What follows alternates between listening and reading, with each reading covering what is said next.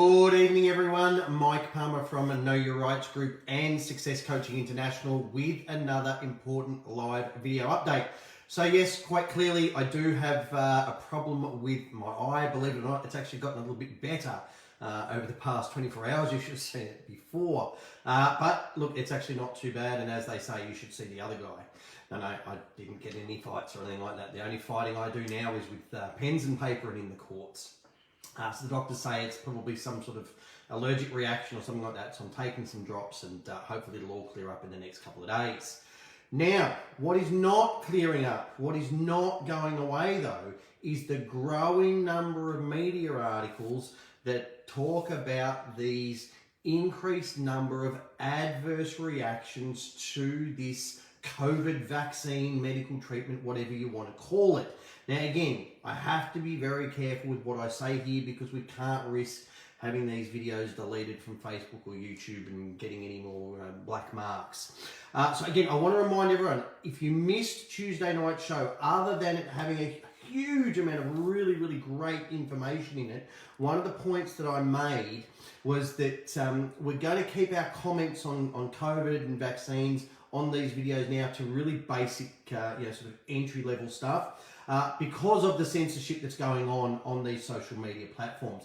Now the beauty is there's absolutely no censorship on our radio shows. We control all of that. Okay, so if you do want to hear any more of the in-depth, some of the more controversial information, please make sure you tune in every Tuesday night. They were only every fortnight. They're back to every Tuesday night now because we really need to get this information across to people. So I know some people have a preference. Some people like the radio shows, some people like these video updates, but the two do go hand in hand really, really well now together. So please, between 8 and 10 p.m. on a Tuesday night is our radio show. Just go to the radio show tab on our website and you can listen in. So with that in mind, I do want to share another media article, and this relates to two men dying in Sydney just a few days after receiving the COVID vaccine. So this is the article, I believe it was in the Daily Telegraph, and it says there, investigations underway after two New South Wales men die after getting COVID jab. Health authorities are racing to determine how two New South Wales men died just days after receiving the COVID-19 vaccine. Two men have died just days after receiving the coronavirus vaccine, leaving family absolutely devastated. A fit and healthy 55-year-old man, now remember, they were saying people under 50 shouldn't be taking this AstraZeneca, but it's totally fine for people over 50. Well, not apparently for this poor Tamworth man. Fit and healthy 55-year-old man from Tamworth died in hospital last week, about a week after rolling up his sleeve. There's been no confirmed link between the vaccine and his death, but health authorities are racing to determine how he died. According to the Northern Daily Leader, the man's family described him as fit and healthy. He died in hospital on April 21, 8 days after getting jabbed. A family member told the local paper staff at the hospital said the man had suffered a massive blood clot in his lungs. He had reportedly collapsed while running errands. The Therapeutic Goods Administration, which is the TGA here in Australia, said it was aware of the case, but no link between his death and the vaccine had yet been established. It's believed an autopsy indicated he did not have any pre-existing heart or lung conditions. It is unclear what brand of vaccine he was given. And then it goes on. So I urge you read that full article if you if you get the chance and if that's of interest to you. And it certainly should be, because that is obviously very, very concerning. Now, again, I want to make this very clear for all the fact checkers out there that I'm not in any way suggesting that these men's death is as a direct result of taking the COVID vaccine. That's what's being investigated at the moment, and I'm sure all the truth about that will come out in due course. But I will say this. I remember clearly, as a kid, and my mum's watching this, so I'm sure she'll confirm what I'm saying, that whenever my brother and I were left in the home alone for any period of time, we'd always end up fighting, as brothers do. And of course, I was the older brother, so my younger brother was always the one, the first one to scream out or cry or complain. So it was just naturally assumed that, I was the one who did something wrong and I was the one that got in trouble for it. Now, 40 years later, I can probably freely admit that, whilst I wasn't always the instigator, it wasn't always my fault, Mum, okay, it was probably the majority of the time, me who started something or teased or poked the bear or whatever. But I remember Dad always saying very clearly, whether or not you started it, you're always there. So you obviously had something to do with it. So I suggest that given how many stories we keep hearing about the COVID vaccine reactions, the same principles probably apply. Whether they're always the cause, they always seem to be a factor. They always keep popping up. So I'll obviously leave it up to you guys to make up your own mind in regards to this. But again, as I mentioned on Tuesday night's radio show, there was a media article that stated that 80% of healthcare workers in New South Wales are currently cancelling or refusing their COVID vaccine jabs. Now that is a huge number, 80%. So if that many actual health professionals, are refusing to get vaccinated, maybe, just maybe, it's worth you, the people you know, friends and loved ones, looking a little bit further into why that is the case. Now again, for all the fact checkers out there, I'm not in any way suggesting that people shouldn't get the COVID vaccine. But you certainly should do your own research and weigh up the risks for yourself and your family. And again, as always, keep things in perspective and keep in mind that right now, here in Australia at least, this year, there have been more COVID vaccine related deaths than there have been COVID-19 related deaths. And that's a fact that all the fact checkers can confirm. All right, so moving on from COVID, I want to now speak about the media. Now, anyone, especially who's in Victoria, but I'm sure most of you all around Australia have heard about it, will realise that Richard Pusey was sentenced yesterday to 10 months in jail for outraging public decency because he filmed the 4 officers after they were hit by an out-of-control truck on the Monash Freeway last year. Now, there's absolute outrage being reported in the media that Pusey's sentence was far too short. Now, I want to make it crystal clear for everyone watching this that what Pusey did was absolutely categorically the wrong thing, and he absolutely needs to be punished. He definitely did the wrong thing by filming those officers rather than just simply straight away picking up his phone and calling for help, which is, that's what he should have done. But does he deserve more than 10 months jail for doing something stupid and admittedly very horrible, but whilst clearly in shock? And were there some other related parties? Now, this is coming straight out of the sentencing remarks made by the judge. So the judge said during his sentencing that there was no suggestion whatsoever that Pusey had in any way caused the death of those officers. Now, there's a lot of people arguing on social media that if Pusey wasn't speeding, then the police wouldn't have pulled him over, and then they wouldn't have been stopped, and they wouldn't have been there, and it never would have happened. But that aside, the judge himself said there's no suggestion that Pusey caused the death of those officers. Now, the judge also expressed that Pusey was clearly in shock at the time, and that's been confirmed by other witnesses who were there. Now, again, this is absolutely no excuse for what he did. It's no justification for his actions, but it is quite clearly a contributing factor to them. Now, the judge also said that he clearly accepted that Pusey was truly sorry for what he'd done, he's apologised, and he has shown that he's genuinely remorseful. And finally, the judge also said in his sentencing notes that Pusey did not upload any of the footage that he took.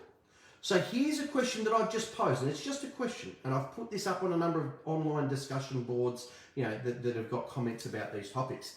And that is, was it Pusey himself in and of himself who outraged public decency, or was it more the media who told us about what he did? After all, if the media didn't actually report on the story, how would most people know what Pusey did? Now, again, I want to make it crystal clear. What Pusey did was disgraceful, and he clearly needs to be punished for it, But is the outrage that's still going on against him for receiving only 10 months jail, is that warranted?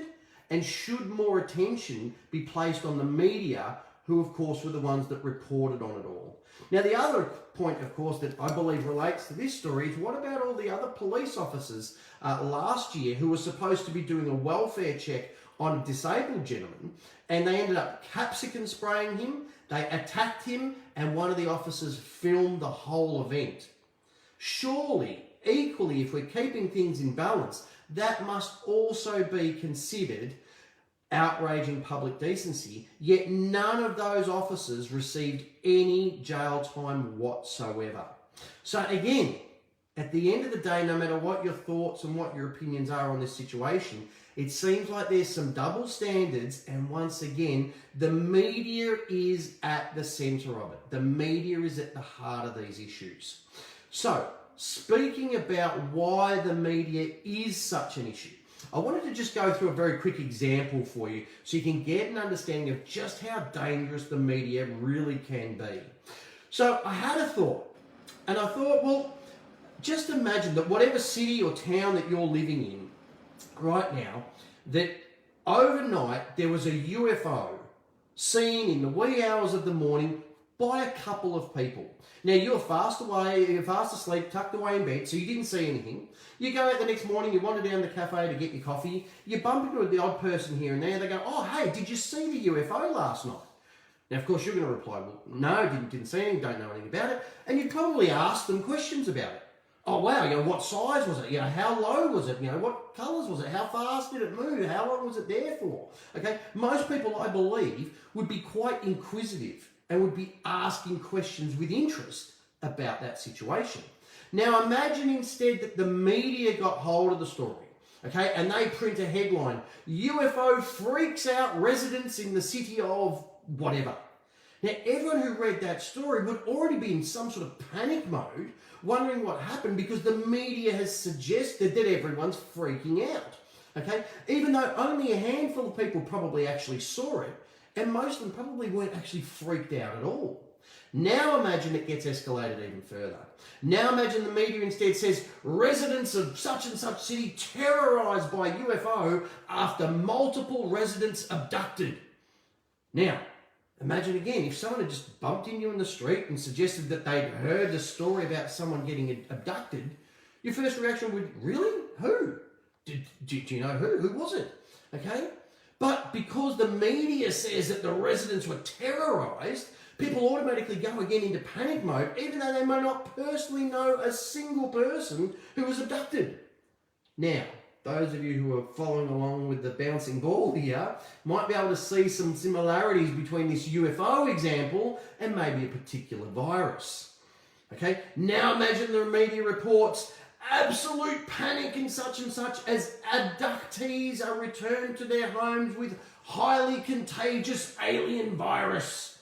Okay, I think you're starting to get the picture here. Even though a couple of people may have been abducted, people that no one else actually knows, and even though they've reportedly got this highly contagious alien virus, the general population is probably going to go into panic mode because of how the media makes the story out to be, despite the fact that no one probably would have done anything differently in their lives if the media hadn't reported on it, or if the majority of people simply weren't following the mainstream media.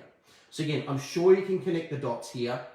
And again, who knows, this might even be something to keep in mind for the future, because given what's transpired over the past 18 months, I wouldn't at all put it past the powers that be to create a fake alien invasion at some point down the track. Who knows? Now, of course, this doesn't mean that you should never look at the mainstream media. Okay, it'd be pretty irresponsible not to be informed of the messages and the agendas that are being pushed, so you can be aware of them and know how to combat them. Okay, and you can often learn some very interesting things, but you need to be aware of how to read and how to approach various media articles and understand how they're written and why they're written in that way. Once you can break through that, it'll serve you a lot better than it does for the general population. So I want to again finish off with another interesting media article came through the other day, and this actually regards people in New South Wales actually physically attacking those new mobile phone cameras and also the mobile speed cameras. Now, again, before I get into this article, I want to make it crystal clear, okay, that texting while you're driving absolutely, most assuredly is dangerous and you should not do it, okay, just like anything else that would take your attention away from the road while you're driving.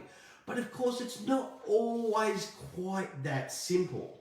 For example, is there an issue if you're stopped at a red light and you just quickly pick up your phone to see a message? Right? Why are the speed limits in most places set so low that people would even consider touching their phones whilst driving? Anyone who's watching this who's driven on the autobahns, you wouldn't even think about touching your phone while you were driving at those speeds. Okay? So there's always other factors to keep in mind. So let's have a look at what this article says. So this one just comes straight off 9MSN. And it says their mobile speed and phone detection cameras are being destroyed by angry drivers. Angry drivers are attacking controversial road cameras as backlash mounts over an explosion in fines for traffic offences. Material obtained by 9 News under Freedom of Information laws reveals a spate of attacks on movable speed cameras and mobile phone detection cameras in New South Wales. They include a hammer attack on 4 CCTV cameras mounted on a mobile phone detection camera trailer, punctured tyres, and another being set on fire and graffiti sprayed on a third one. Okay? Now, again, I want to make it clear, we don't in any way, shape or form condone this kind of action. Nobody should be doing anything like this. But it does pose the question, what is it that takes a normal, average, everyday, law-abiding person and gets them so riled up and so fired up that they would take such extraordinary action as to physically attack a camera? Okay, surely it can't just be because someone got a fine. People don't just get that angry over one fine. It's this constant, ever-increasing, ridiculous number of fines for these tiny, trivial matters. That seems to be the problem. I can understand the anger, but they need to understand every dollar raised goes back into road safety. Really? Where's the evidence? When anyone who's read the Aussie Speeding Fines book, anyone who's seen all the online, it's almost like the family trees which trace everything back to Serco, please provide evidence that every dollar raised by these insidious cameras actually goes back into road safety. Give us evidence that even half that money goes into road safety, and we might be inclined to have a look. But please don't make these ridiculous, baseless statements in the media with no evidence to back it up whatsoever. Official reports also detail a string of attacks on operators of mobile speed camera vehicles who park on the side of roads so cameras lodged inside the boot can catch drivers through the rear window. They have egged, abused, had bottles and food thrown at them and intimidated by drivers. Public aversion to mobile speed camera enforcement is cited as a key cause of incidents in several of the reports. The New South Wales government decision to dramatically ramp up enforcement of speed and mobile phone offences by removing warning signs had been controversial and ignited a record jackpot in revenue. It doesn't say anything about a jackpot in the reduction of lives lost on the roads. No, it's a jackpot in revenue. Mobile phone detection cameras are raking in about $6 million a month, a total of $72.75 million from March last year to March this year. On top of that, monthly revenue from mobile speed cameras has increased tenfold. Tenfold. Has the road toll decreased tenfold in New South Wales? Absolutely not. But the revenue from speed cameras has increased tenfold to as much as $6 million a month since warning signs were removed and vehicles were stripped of reflective signage to become unmarked in November last year. At the same time, enforcement hours tripled to 21,000 hours a month and cameras programmed to catch drivers travelling in all directions. Critics say hidden cameras do not change driver behaviour like warning signs do because of the lag between an offence and receiving a fine. Exactly. We believe no warning signs was the wrong policy. Warning signs are important to help people address people's behaviour behind the wheel, and what we are seeing is public support for this approach is collapsing. The NRMA's Peter Curry told 9 News. So again, go and have a look at that article, because there's a whole lot in there about how much money these cameras are making, But as I said, very, very little evidence that they are in any way saving any lives. I mean, I've never heard of a camera jumping off a pole or even a mobile camera operator jumping out of his car at the scene of an accident and giving mouth-to-mouth to someone and actually saving their lives, okay? Like the article says, I fail to see how sending someone a piece of paper in the mail 3 to 4 weeks after an event that might possibly, maybe under a very specific set of circumstances, potentially lead to an accident, how that's going to magically save anyone's lives. Okay, and of course that's bared out in the actual road toll figures. So again, we absolutely, of course, do need to take care on our road. We need to pay attention, okay? But if you've just touched your phone to move it, if you've accidentally drifted a few kilometres an hour over some arbitrarily set speed limit, and in fact, in a lot of cases, especially recently, an arbitrarily reduced speed limit, okay, and you've caused no one any harm as a result, should you really be punished or penalised? Okay? If you don't believe so, then please grab a copy of our ebook, the Know Your Rights book, okay, the essential step-by-step manual for understanding and exercising your rights. We have an entire chapter there, chapter 1, which is all about, I've lost chapter 1, which is all about fines. Okay, there's an entire chapter on fines, how to deal with those in our book, and that of course goes hand in hand with the Aussie Speeding Fines book, which has that tried, tested and proven 3-step process, which has been used for over 13 years now by their members to successfully challenge all manner of different traffic fines and all general fines as well.